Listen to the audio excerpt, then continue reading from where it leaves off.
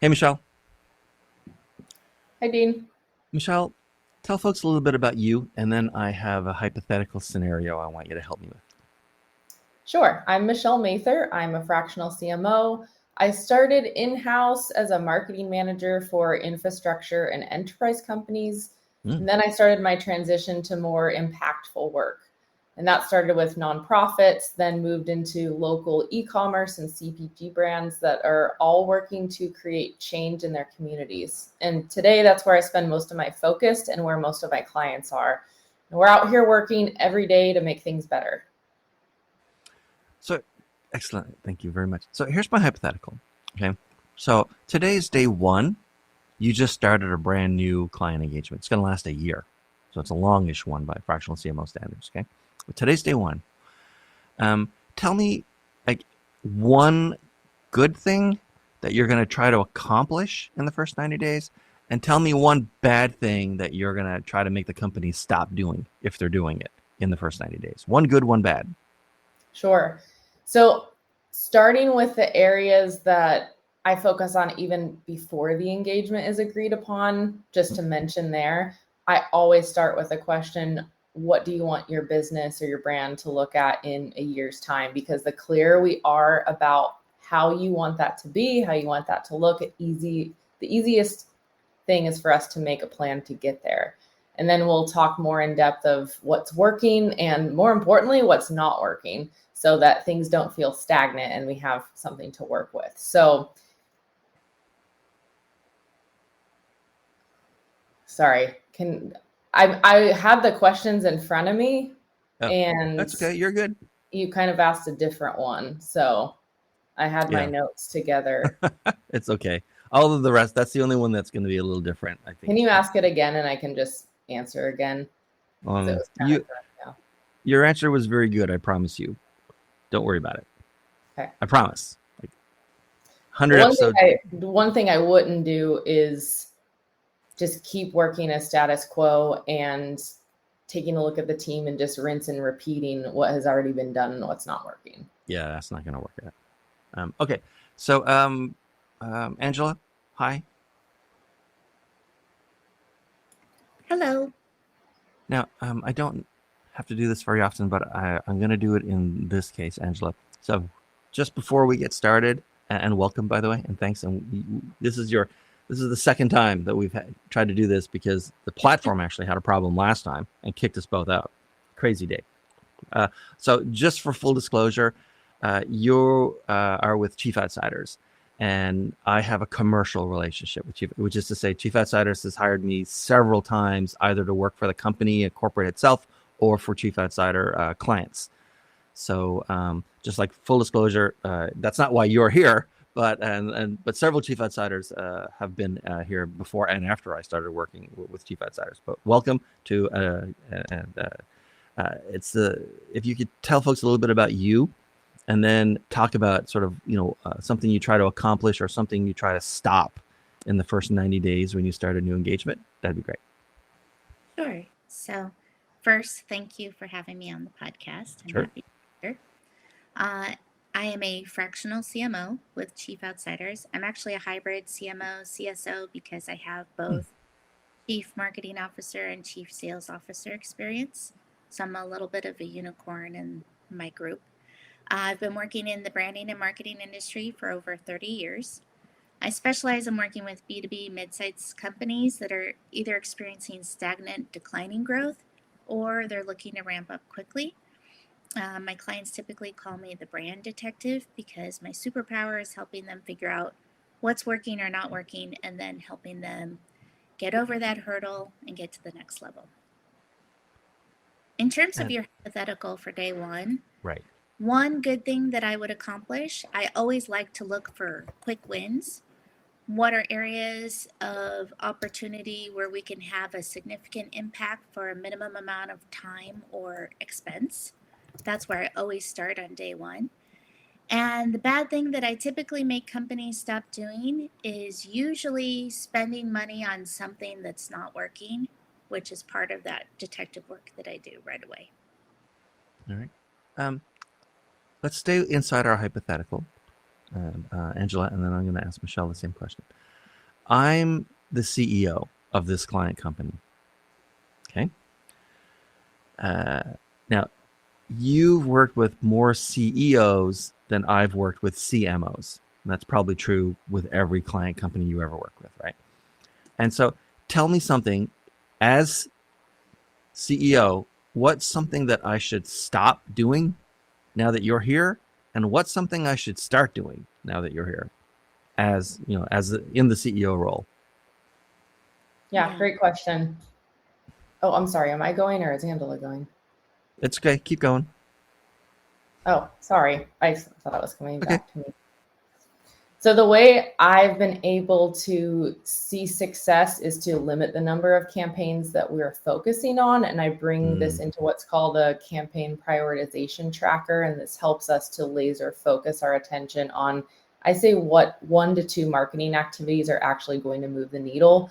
And that could be based on historical data and then using a system that allows us to rank these based on the number of resources this will require, and then comparing that with the estimated value or revenue that will generate as well. And then regular, consistent check-ins. Sometimes CMOs and CEOs don't meet regularly enough.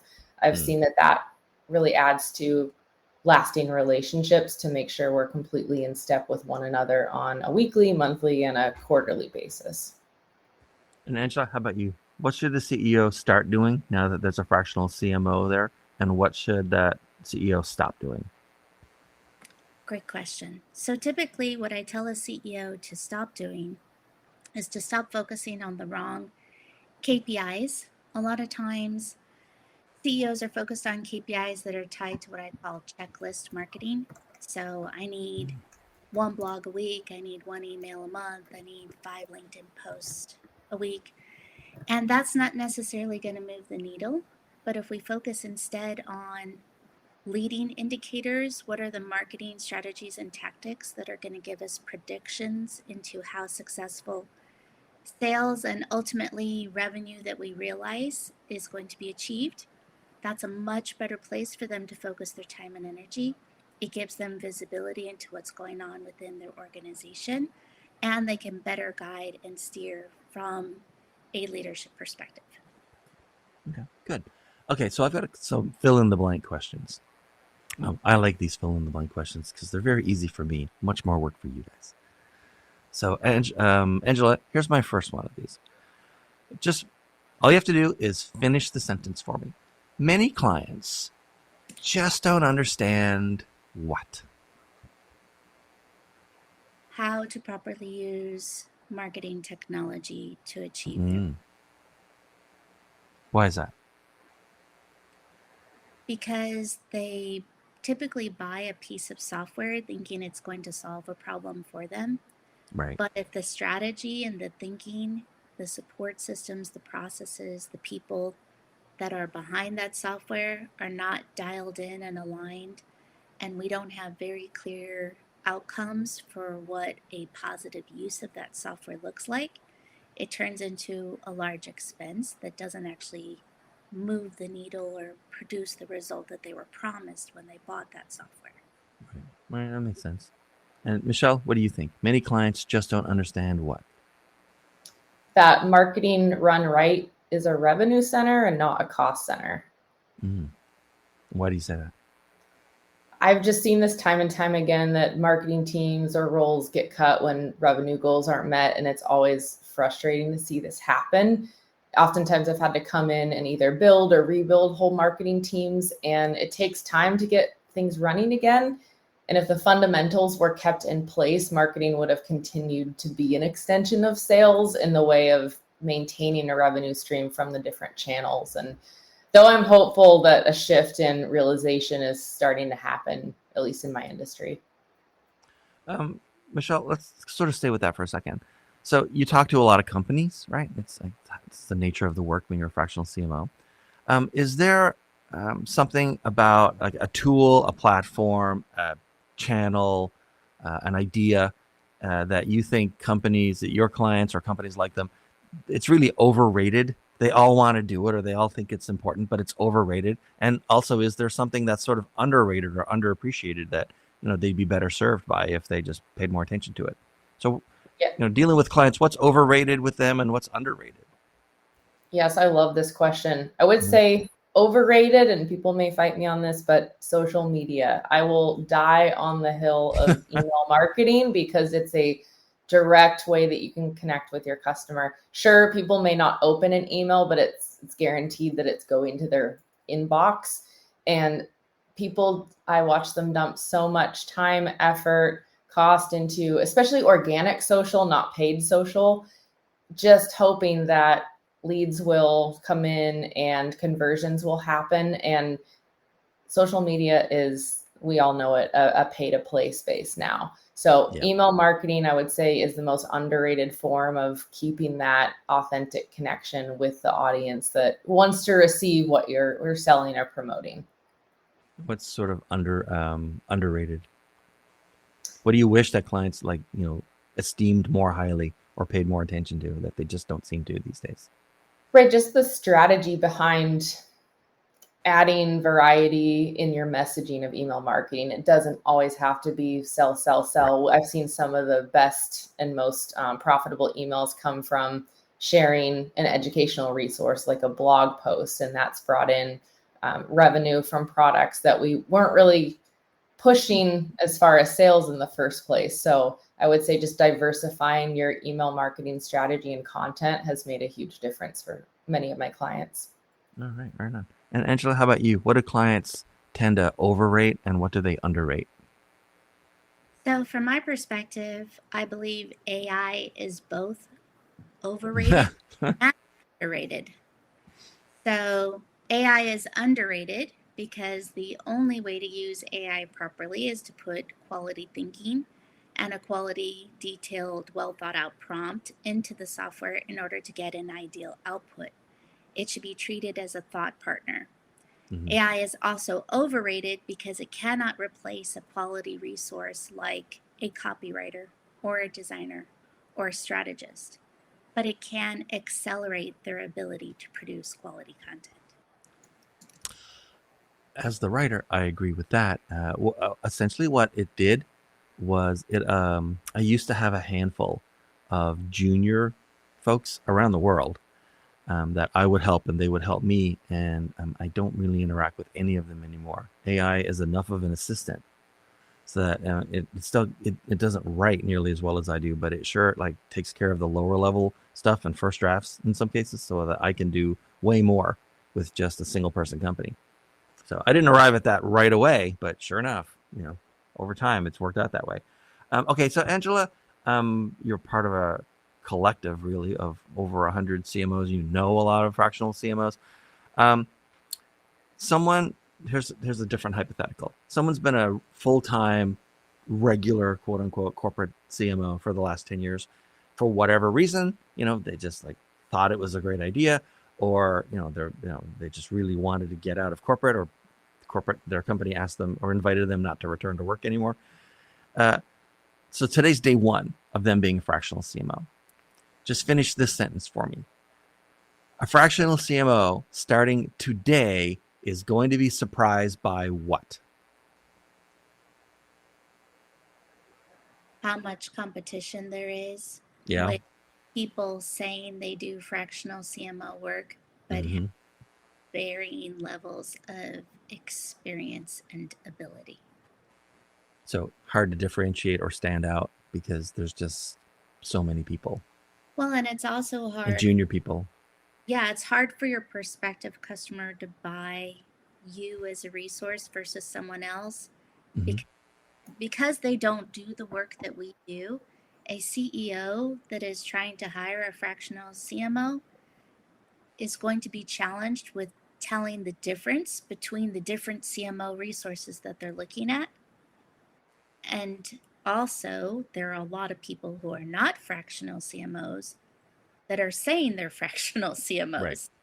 and misrepresenting their experience or their ability.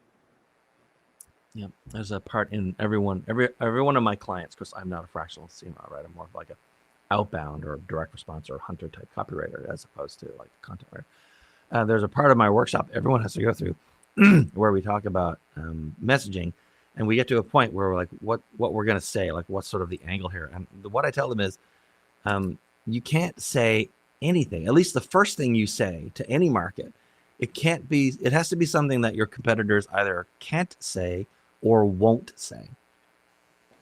Because most companies say the same thing first.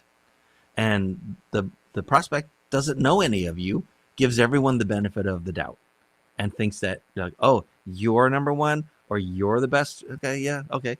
You're really experienced at X, and this other person says they are. I guess you both are. So yeah, very hard to stand out. And Michelle, what do you think? What sort of what would you say to someone who became a fractional CMO today and wants your advice? They're going to be surprised or shocked by what? My answer is a bit different, but I would Yeah. say that you are in the driver's seat and that you have the power to make the decision on whether or not to work with or continue to work with a certain brand or business. Now, we don't always have the luxury of picking and choosing depending on everyone's situation, but Right. realizing that you can always make a change if it's not fulfilling you or if it's feeling aligned, and your experience alone will allow you to continue to pitch yourself and show value to other businesses or brands that may already be waiting to work with you. So unlike what often is the reality in a corporate job kind of situation, now you can say no. And if you said yes, but kind of shouldn't have said yes, you can fire a customer. And sometimes you should, I guess. Right? Okay. So one of the beauties of this format we have here is that guests are essentially random in that, we record on Thursdays. There's like X number of time slots, but guests pick their own time slot, which means that who you end up paired with, completely random. So you end up paired with a fractional CMO that you very likely never met. You don't overlap much or at all. And it's almost like you're in an elevator with like another fractional. Like, what are the odds?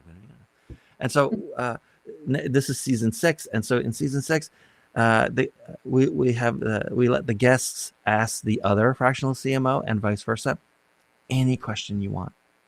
So, Angela, you're like now in this venue, and you're in this sort of like cubicle kind of with another fractional CMO. What question would you ask, or do you want to ask from Angela? Do you want me to ask the question? Ask her. Yeah. I'm taking a break. You guys are going to ask each other one question each. Great. So I'm curious how the current economy and what's going on politically is impacting your clients right now. That's a great question. Thank you for that. It's been strange that last year felt that clients and different companies were pulling back their spend on marketing strategy, marketing in general. And this year feels like it's almost ramped up and people are getting the pieces in place to be very successful with new marketing campaigns, et cetera. So I personally, just with the brands that I work with, haven't felt a pullback in budget or resource allocation. It's ramped up, I would say, even more so than the last like 3 to 5 years.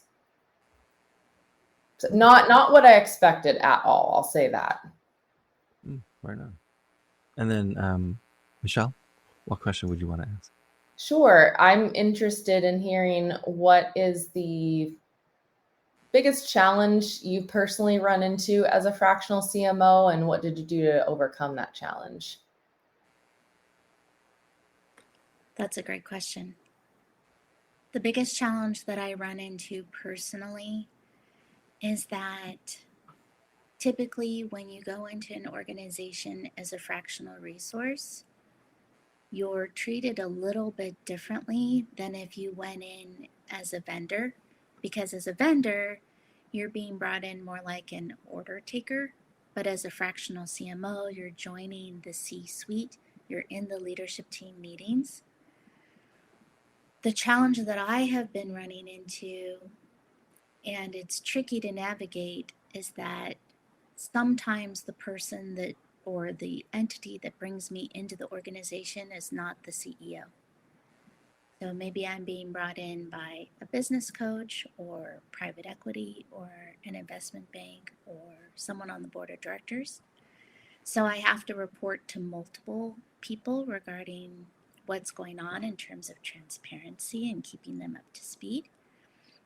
And I need to be able to communicate clearly and partner with the CEO to help them accomplish the goals for the organization. And balancing all of those people and all those agendas and priorities is tricky. Thank you. Hey, so I have a question. I'm going to add a question here because I was about to have you guys help me with my outro, but I think I want to ask one more question because you're in very different types of businesses, even though you're in the same role. So we can start with Michelle and then go to Angela. Has the process of finding clients changed over the last few years? Is there anything different about it today in your own situation versus what it was a few years ago? Back to what Angela mentioned earlier, it's Mm-hmm. more about differentiating yourself. I mean, even from the industries that you work in to your core values, you have to find a way to personally and professionally, of course, connect with that brand or that business, especially when you're doing any sort of, and I don't really call it cold outreach, but outreach in general, Right. doing your research, looking at their website, looking at, what you can infer from the marketing strategy they have in place right now, and just giving them some, free advice and just positioning yourself as, if I come in, I would do XYZ rather than just, a one-liner cold pitch that Right. 100 other fractional CMOs are going to be sending them the same thing. So I think it's just spending more time being intentional about that first point of contact with the prospective client. So putting more legwork really into the beginning of the process. Yeah, absolutely. All right. And Angela, how about you? Has the process of finding clients or the way that clients find you or find a fractional CMO, you think, has it changed over the last few years? Absolutely. I had my own agency for 20 years. Mm-hmm. And so when I worked with clients previously, I worked directly as a single shingle fractional CMO. So when they reached out to me, I was the resource, and I was also doing the sales and business development. Now that I'm part of Chief Outsiders, when a prospective client comes to the organization, we go through an internal matchmaking process, and that prospect gets matched with the ideal resource based on skill sets, industry experience, and also experience solving that particular problem. So it's a very different way of matching with clients than before. Right. Yeah, that makes sense. Okay, so Angela, thanks both of you, by the way. This has been fantastic. Who should be contacting you these days, and how should they reach you? Anyone that is involved in an organization that is either dealing with stagnant growth, or maybe there's some sales and marketing challenge that they just can't figure out internally, or they're really looking to aggressively accelerate. Mm-hmm. You're working with that CEO. So maybe it's the CEO yourself, or you're a business coach, you're on the board of directors, you're in private equity, you're an investment banker. If you see that particular organization struggling, that's where I can come in. I can make a big difference. And then once I get everything cleaned up and organized and structurally sound, I like to build a nice little marketing and sales engine and then hand it back to the organization and put someone in place to run it. Right. And how should people get in touch with you these days? What's the preferred method?